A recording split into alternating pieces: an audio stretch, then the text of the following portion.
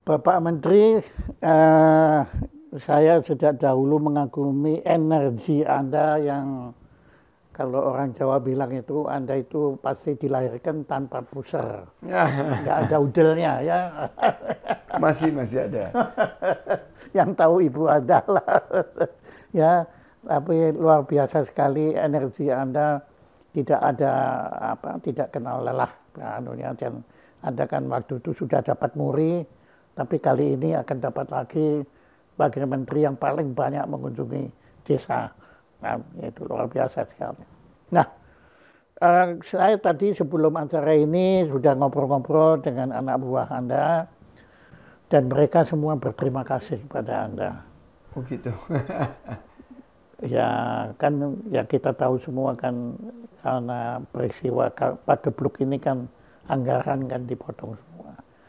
Tapi Anda mengambil alih anggaran itu karena kebetulan Anda punya potensi di situ juga ya. Nah, hebatnya Anda kan di situ. Nah, saya dalam hal ini juga mengucapkan terima kasih lah atas pengorbanan Anda. Biasanya kan yang orang lain kan apa yang bisa diperbuat negara kepada dia. Tapi kalau Anda kelihatannya selalu berpikir apa yang bisa saya perbuat untuk negara ini. Sebetulnya saya dari dulu itu, saya pernah tanya juga, tapi saya tidak ada salahnya saya ulang. Kenapa Anda kok terjun ke politik padahal Anda sudah punya segala-galanya? Nama, reputasi, harta, perusahaan, semua ada punya. Gelar akademis, ya doktor anunya. Nah, tapi Anda kok kayak Siddhartha Gautama begitu. Anda tinggalkan itu semua untuk masuk ke Datu Rancah. Yang saya tahu benar, saya ingat benar, ibu Anda nangis kan waktu itu. Karena Anda masuk ke satu alam semesta yang penuh dengan hujatan, dengan penuh. Kalau Anda benar nggak dipuji, tapi kalau Anda salah pasti dihujat. Atau nggak salah pun dihujat Anda. Ya. Kenapa? Jadi saya berhutang budi kepada negeri tercinta ini. Saya tidak akan ada di posisi saya sekarang jika tidak Indonesia tidak memberikan saya peluang untuk bisa berkarya. Saya kembali ke Indonesia itu tahun 97 itu bangkrut. Saya boleh panggil Om Jaya ya? Ya betul lah. Ya, panggil Om.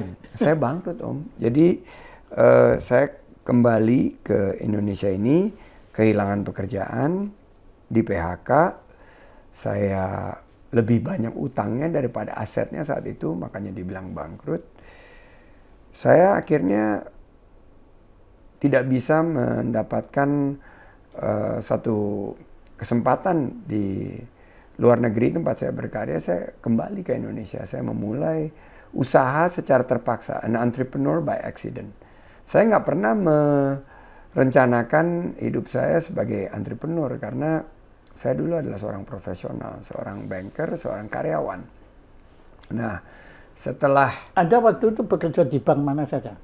saya ada di beberapa institusi investasi di luar negeri. Terakhir saya di NTI, dan setelah saya di PHK, saya harus mengambil keputusan yang sangat berat untuk kembali hidup dan tinggal di rumah orang tua lagi. Nah, disitulah saya akhirnya menjadi entrepreneur by accident karena untuk mendapatkan penghasilan, tidak bergantung kepada orang tua, di mana saya baru saja berkeluarga, itu saya memulai usaha dari hanya bertiga. Usaha kami itu di bidang keuangan dan investasi. Itu UMKM, betul-betul UMKM yang hanya bermodalkan keberanian, networking, relasi, silaturahim, dan sedikit ilmu dari apa yang saya dapatkan selama 8 tahun berkarya di luar negeri. Akhirnya bersama mitra kami bertiga bisa membangun usaha Dan Indonesia memberikan lahan kami untuk berusaha. Indonesia memberikan potensi dan peluang yang dapat kami gunakan selama 25 tahun ini. Jatuh bangun. Usaha yang kami bangun ini sekarang sudah menjadi usaha yang membuka lapangan kerja bagi 30.000 karyawan. Nah, ini... Jadi mulainya 3 orang, tapi sekarang Anda membuka lapangan kerja untuk 30.000. 30.000. Hanya bisa mungkin karena Indonesia ini memberikan peluang, dan saya harus berkontribusi balik kepada negara yang telah memberikan begitu banyak peluang bagi kami dan memberikan satu modal sehingga kami bisa ada di titik sekarang. Jadi ini adalah kontribusi balik, dan saya tidak berinvestasi di sini. Bagi saya tidak hitung-hitungan, negara lagi sulit. Pak Jokowi menunjuk ke dalam suatu portfolio yang sangat menghadapi keprihatinan saat itu, pariwisata. Anggarannya juga banyak dipangkas. Kegiatannya harus lebih beragam untuk menyemangati para pelaku parekraf yang jumlahnya 40 juta. Ya, kalau kita pakai sedikit dari uang pribadi untuk mensupport kegiatan-kegiatan selama masih dalam lingkup transparansi dan lain sebagainya, ya kita nggak usah hitung-hitungan lah. Waktu Republik ngasih ke kita begitu banyak peluang, Republik juga nggak pernah hitung-hitungan. Tuhan juga nggak memberikan perhitungannya, matematiknya, oh kamu dapat segini, oleh karena itu kamu harus begini gitu. Enggak, kita dikasih aja, dan kita sudah harusnya tahu diri untuk memberikan Jadi timbal Anda balik melakukan itu tanpa neraca rugi laba? Nggak ada neraca rugi laba, nggak ada balance sheet. Bagi saya juga akhirnya sebagai seorang keuangan ya, melihat bahwa ternyata begitu kita memberikan yang terbaik kepada bangsa dan negara, kita akan mendapat tentunya balasannya nanti, mungkin nggak di sini tapi di akhirat kelak. Tapi buat saya ini... Tapi itu juga nggak penting buat Anda. Buat saya nggak penting. Yang sekarang bagaimana kebangkitan sektor ini bisa terkawal momentumnya. Sekarang sudah mulai terlihat geliat sektor pariwisata dan ekonomi kreatif, mulai semangat kembali, mulai bisa menciptakan 1,1 juta lapangan kerja baru tahun ini. Dan di 2024, insya Allah 4,4 juta lapangan kerja baru di sektor ini. Ini yang pengalaman saya sebagai entrepreneur yang membuka peluang usaha dan menciptakan lapangan kerja, saya terapkan inovasinya, adaptasinya, dan kolaborasinya itu di kementerian. Waktu Anda dipasain ini tugas sebagai Kemenparekraf tahun berapa itu? Tahun 2020, saat puncak-puncaknya COVID. Oh, justru pada waktu itu. Nah, coba Anda ceritakan bagaimana ceritanya waktu Anda dipanggil. Prosesnya. Nah. Jadi setelah Pilpres 2019 yang lalu, ketemu Om kan. 2019, saya diajak sama Pak Jokowi, ayo bantu. Dan saya bilang, Pak, memang sekarang Gerindra, partai saya sudah menjadi bagian dari pemerintahan. Tapi kalau Bapak izinkan, saya mau menata ulang bisnis saya yang ya sangat yang Anda tinggalkan kan? Yang saya tinggalkan karena waktu kemarin habis banyak sekali saya mengeluarkan pendanaan untuk Pilpres 2019 dan Pilgub 2017. Saya bilang waktu itu, boleh nggak saya minta waktu untuk menoto kembali. Saya ingin tarik napas, saya ingin dapat kesempatan untuk membangun kembali peluang-peluang di dunia usaha supaya paling tidak bisa tertutupi beberapa pengeluaran yang dalam 3 tahun terakhir itu sangat berat. Saya bilang oke, jangan lama-lama ya katanya. Nah setelah itu terjadi pandemi.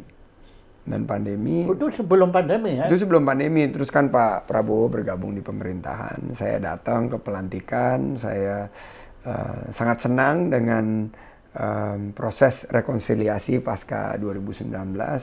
Dan saya berharap waktu itu bahwa kemitraan antara dan kebesaran hati Pak Jokowi untuk mengundang Gerindra dan kami berdua ke dalam pemerintahan ini kan merupakan suatu kebesaran hati dari seorang pemenang. Itu kan belum pernah diperlihatkan sebelumnya. Dan ini adalah mungkin model demokrasi Indonesia yang menang tapi nggak nyorake, tidak ngasorake ya. Tidak ngasorake, tidak winner takes all, tapi berbagi karena ini adalah putra-putri terbaik bangsa. Nah setelah berjalan 1 tahun itu beliau panggil dan pada saat itu bilang udah bukan tanya kesiapan saya, langsung menunjuk. Langsung menunjuk. Itu sudah pandemi? Sudah pandemi, ini sektor pariwisata dan ekonomi kreatif paling terdampak. Pak Sandi yang mengerti untuk membidangi dan memastikan sektor parekraf ini bisa bertahan, tapi bukan hanya bertahan, cari peluang untuk bisa mengambil makna dan hikmah dari pandemi ini untuk bangkit kembali.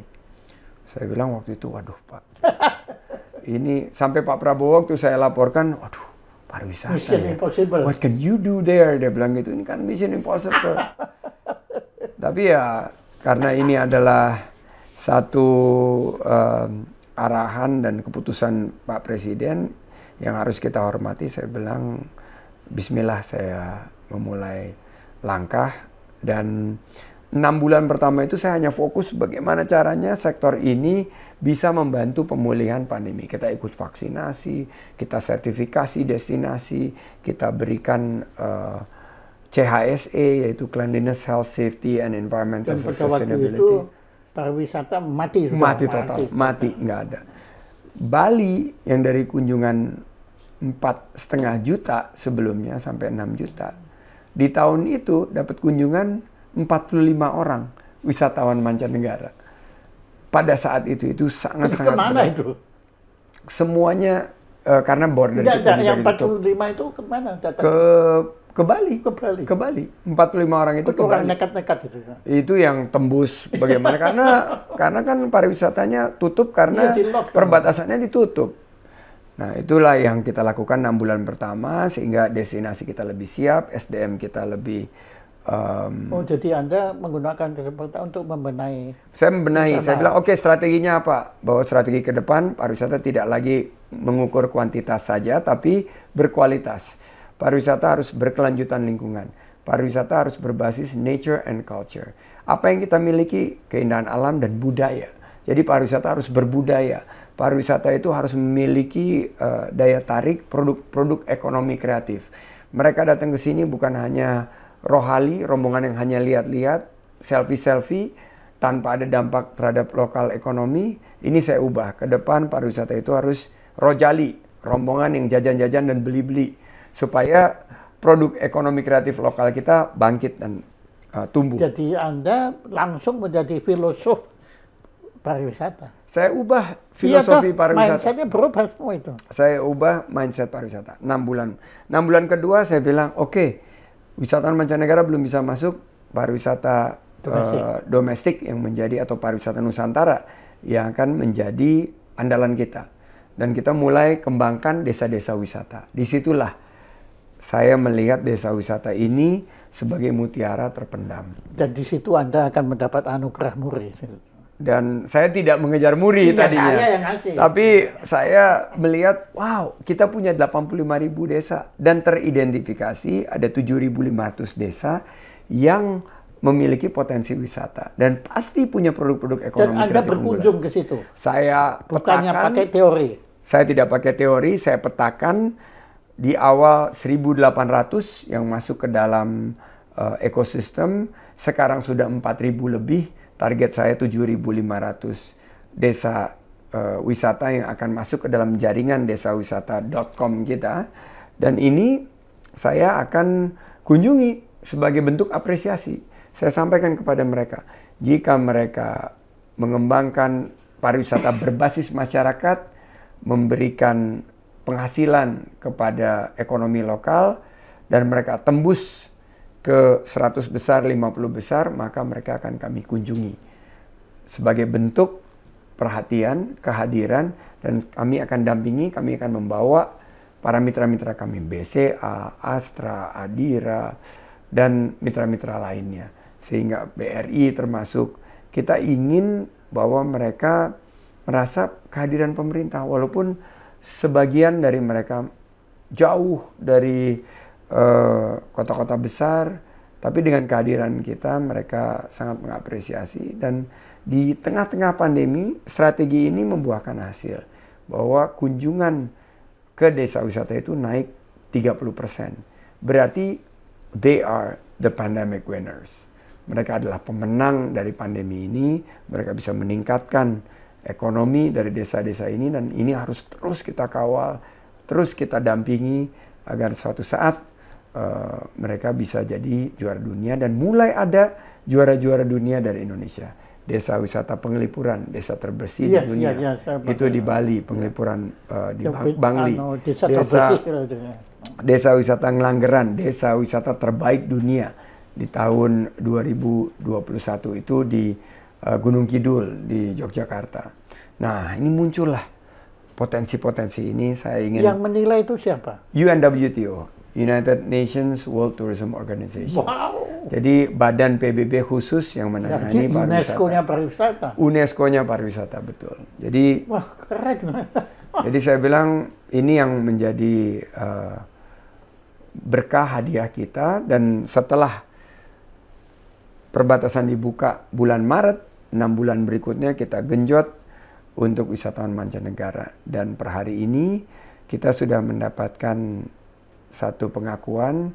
World Economic Forum melalui Travel and Tourism Development Index menempatkan Indonesia loncat 12 peringkat dalam 18 bulan terakhir. Kita sekarang mengungguli Thailand, mengungguli Vietnam dan Malaysia. Kita ada di posisi 32. Nah, ini alhamdulillah astungkara beberapa prestasi yang kita berhasil cetak. Makanya Thailand kita kalahkan. Kita sudah melewati Thailand sekarang karena kita punya daya tarik wisata, pariwisata kita inklusivitasnya tinggi. Kita memberdayakan pelaku UMKM, komunitas juga tersentuh. Jadi penilaiannya itu bukan hanya jumlah kunjungan. Jadi World Economic Forum itu menilai berdasarkan inklusivitas, berdasarkan dampak terhadap ekonomi lokal, berdasarkan apakah kaum perempuan dan kaum muda juga ikut dilibatkan. Jadi semua aspek itu membawa. Itu inklusivitasnya bagaimana? Yang dimaksud inklusivitas? Jadi pariwisata itu dulu identik dengan orang-orang berduit saja. Jadi hanya orang-orang yang menengah ke atas yang memiliki kesanggupan untuk berwisata. Kalau masyarakat menengah ke bawah, wong cilik, ya nggak usah wisata lah gitu. Nah, kita yang mengembangkan sekarang pariwisata for all. Rethinking tourism is tourism for all. And bringing back tourism means bringing back for everybody the economy. Jadi kita buka peluang yang di bottom of the pyramid ini juga berwisata. Mereka punya hak-hak untuk berwisata. Jadi kita kembangkan destinasi yang murah, yang terjangkau. Ini nanti semua pulang pemerintah menuntut semua wisata semua. Oh iya, harus. Mereka harus berwisata, dan saya kasih tahu, research menunjukkan people who take vacations will get promotions. Jadi sudah ada data-datanya dan tidak perlu yang mahal-mahal. Kita sekarang udah konsepnya personalized, localized, customized, and smaller in size. Mereka menuntut, oke, silakan pariwisata di Sentul. Itu ada air terjun. Ini sudah kita data. Biaya ke sana cuman mungkin Rp15.000, biaya masuknya Rp10.000, Rp25.000 bawa makanan sendiri udah bisa menikmati alam. Itu healing yang sangat refreshing dan tidak buat pening, apalagi kantong kering. Nah, ini yang kita lagi kembangkan sekarang, Om. Pariwisata for all. Jadi destinasi-destinasi yang seperti ini yang berkeadilan yang ingin kita hadirkan. Oke, kalau berkelanjutan saya ngerti, tapi ini sekarang berkeadilan ya. Bukan hanya berkelanjutan, tapi Nah ya berkeadilan juga. berkeadilan. Jadi Anda ternyata sila Pancasila yang kelima Anda rangkul juga. Harus, kalau pariwisata hanya buat yang berduit, ini kan nggak sesuai dengan jati diri bangsa kita. Kita harus berikan hak kepada semua masyarakat, termasuk hak mereka untuk healing. Kalau Hak Bung mereka untuk Hatta berwisata. dengar ini, beliau sangat bahagia. Bung Hatta. Ya karena ini Idola saya, ya, ekonomi kerakyatan. kan? Iya betul, idola saya. Pariwisata ini sebetulnya apa yang menjadi pemikiran beliau gitu loh, bahwa dari, untuk, dan oleh rakyat. Desa wisata ini dari masyarakat desa wisata ini, untuk masyarakat desa sekitarnya, dan diselenggarakan oleh kaum muda dan kaum perempuan. Anda bisa cerita sedikit tentang itu desa yang mendapat penghargaan itu sebagai contoh. Itu Jadi, apa yang mereka kenapa? Kemarin kita membawa para delegasi World Tourism Day yang merupakan ajang untuk pertama kali diadakan di Indonesia, Hari Pariwisata Dunia, yang merupakan rangkaian puncak dari pertemuan tingkat Menteri Pariwisata sedunia yang tergabung di G20. Itu kita bawa ke desa wisata terbersih di dunia. Itu namanya Desa Penglipuran. Ini itu di Bali, bukan? Itu di Bangli, Bangli, di Bali, ya, Bangli, di ya. Bangli, di Provinsi Bali. Begitu sampai ke sana mereka menangkap nuansanya. Wow, ini sesuatu yang sangat berbeda dengan sun, sea, and sand yang biasa, menuju ke serenity, spirituality, and sustainability. Jadi 3S-nya ini ditambahkan 3S lagi. Jadi Bali itu bukan sun, sea, and sand saja, tapi ditambahkan serenity, spirituality, dan sustainability. Ini dimiliki 3 ini di Desa Penglipuran. Desanya bersih, nggak ada tong sampah. Masyarakatnya menyampaikan, buat kami wisata itu secondary atau tertiary product. Buat kami, yang kami unggulkan adalah adat kami. Desa adat. Jadi memang mereka hidup seperti itu, Dari bukannya display. Bukan display. Dari tahun 1300 kami hidup seperti ini. Kami jaga adat kami pastikan kearifan lokal dan budaya kami utamakan. Masyarakat datang ke sini untuk melihat, tinggal bersama kami, ikut dengan adat istiadat kami, welcome.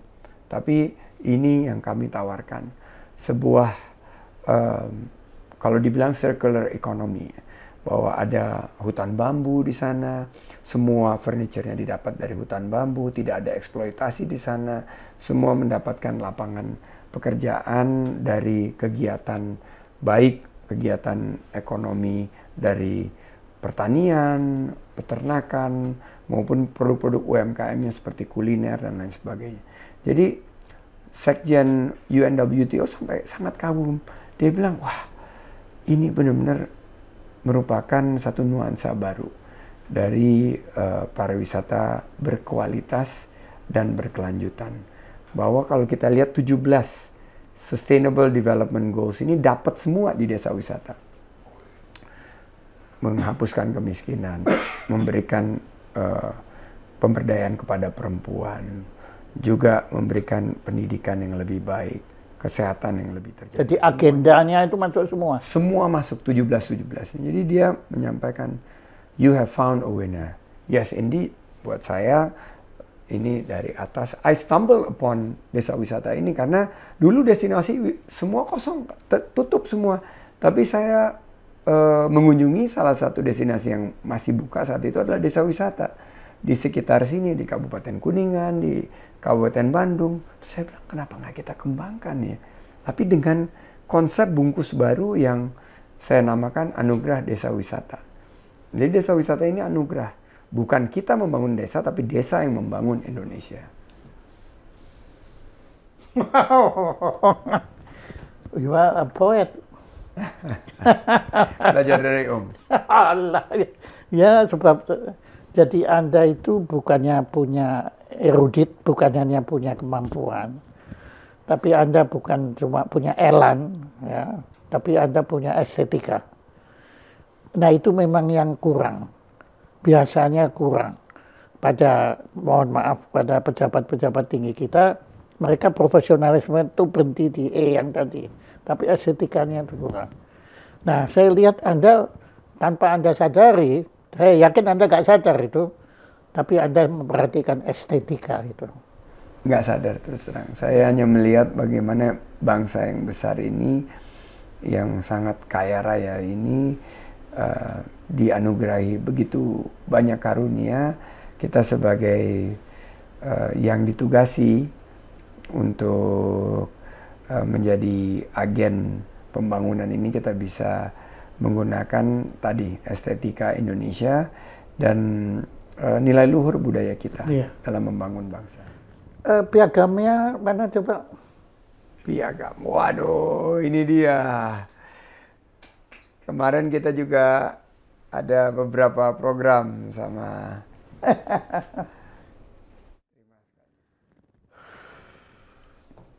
Di sini tulisannya desa unggulan. Padahal ini sebetulnya yang benar desa wisata, betul. Tapi benar desa unggulan karena betul juga. Ini, betul. Bisa juga ya, nanti. Jadi begini, Bapak Menteri, di sini adalah rekor dunia Muri, karena Anda telah melakukan sesuatu yang belum pernah dilakukan oleh menteri manapun di dunia, bukan di Indonesia ya. Menteri dengan kunjungan kerja ke desa, ini penting ya, desa unggulan yang terbanyak. Ini kami sengaja tidak sebut angkanya karena terus berkembang kan, terus bertambah. Dan ini dianugerahkan kepada Dr. Haji Sandiaga Salahuddin Uno. Tepuk tangan. Ini Muri yang keberapa? Ini yang ketiga. Ini yang, terima kasih, waktu di DKI dapat 1, 2019 dapat 1, dan ini dapat 1 juga. Terima kasih banyak. Mudah-mudahan bisa memberikan semangat. Tapi ini saya terima dan saya dedikasikan kepada seluruh insan Kemenparekraf, insan pariwisata dan ekonomi kreatif. Kalau di sini jumlahnya sekitar 2.800, tapi kalau di seluruh ekosistem pariwisata ekonomi kreatif berjumlah 40 juta masyarakat Indonesia. Saya terima atas nama kalian semua. Terima kasih. Oke, terima kasih. Dan itu kita bicara tentang sekarang kalau boleh kita bicara tentang diri Anda, yang tadi kita bicara masa lalu, tentang masa depan. Ya, karena saya jujur aja langsung ke 2024. Bagaimana Anda mempersiapkan diri atau tidak mempersiapkan diri, saya nggak tahu ya. Bagaimana menghadapi 2024? 2024 ini sekarang sudah memasuki pemilu, tahapannya sudah dimulai. Dan tugas saya sekarang sebagai pembantu presiden di kabinet, jelas tugas dan fungsinya, dan juga di kepartaian di mana saya di bawah Bapak Prabowo, juga saya ditugaskan untuk fokus pada pemerintahan. Jadi tidak ada tugas kepartaian. Pak Prabowo meminta saya fokus pada tugas saya sebagai menteri.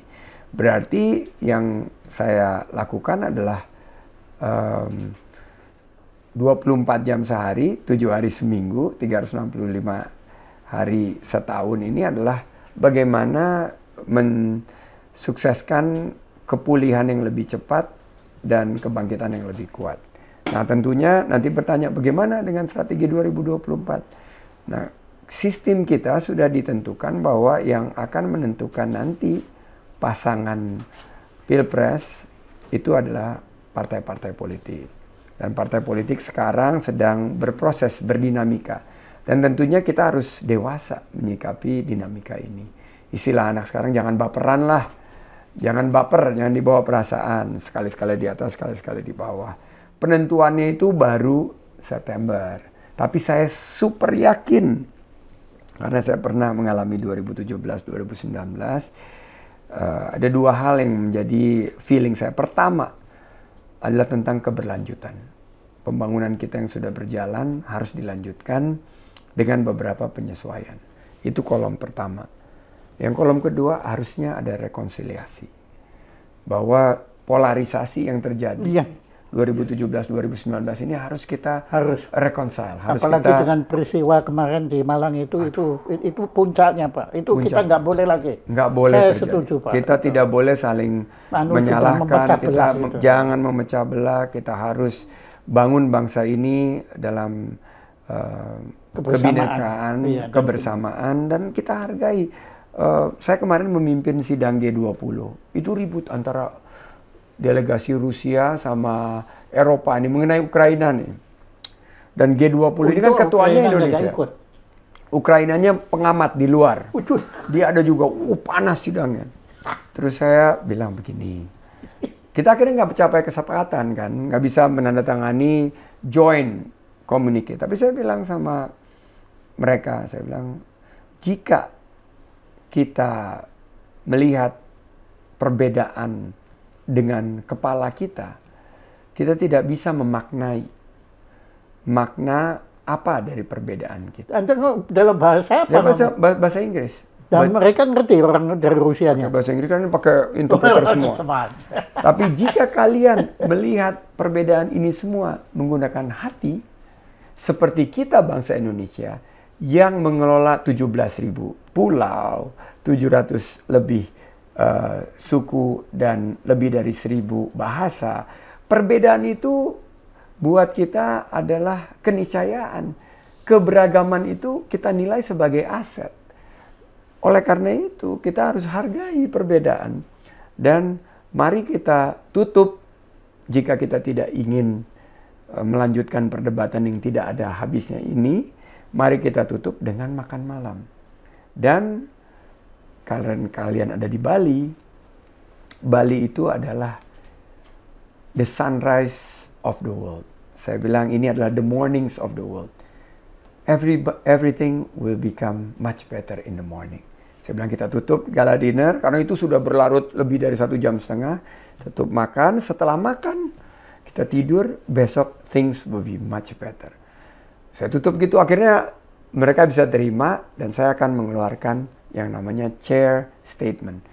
Jadi kalian sudah tidak usah tanda tangan, tapi ini statement dari saya. Saya hargai perbedaannya, saya pertimbangkan masukannya, saya akan masukkan ke dalam dokumennya, dan kita sudah menyetujui Bali Guidelines, pariwisata yang lebih berkeadilan, berkualitas, berkelanjutan, dan fokus kepada komunitas perempuan dan anak muda, juga dengan desa wisata. Ini saya lampirkan di pernyataan saya. Akhirnya semuanya tepuk tangan dan datang. Dia bilang, wow, what a great leadership. Saya bilang, enggak lah, ini common sense saja kok. Saya bilang, Indonesia itu mengalami perbedaan setiap hari. Terus saya contohi, waktu 2019 saya ini rivalnya Pak Jokowi loh. Tapi Pak Jokowi ini melihat bahwa ada aset yang perlu diajak bekerja sama untuk membangun bangsa. Nah, ini yang saya minta dari kalian semua.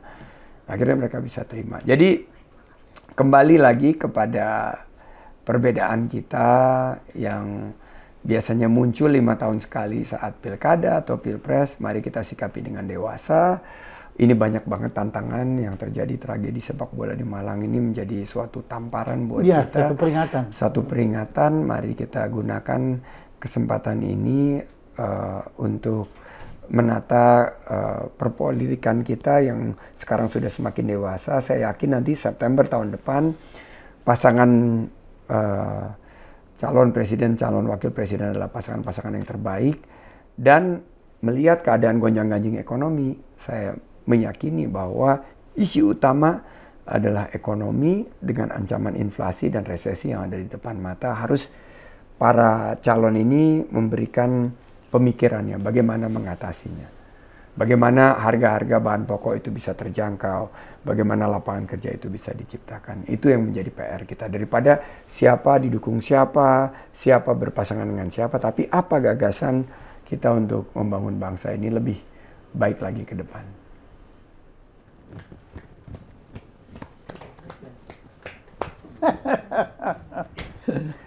Keren. Ya, Pak Menteri, tadi saya memulai ini dengan rasa kekaguman dan rasa hormat. Dan kini saya akhiri dengan rasa lebih kagum dan lebih hormat. Ya, saya makin mengenal Anda dan saya makin hormat dan makin kagum pada Anda. Dan rupanya Ibu Anda telah mempersiapkan Anda, telah mendidik Anda secara optimal, bukan lagi maksimal. Tapi saya nanti sampai dia pasti senang banget, karena dia penggemarnya Om Jaya.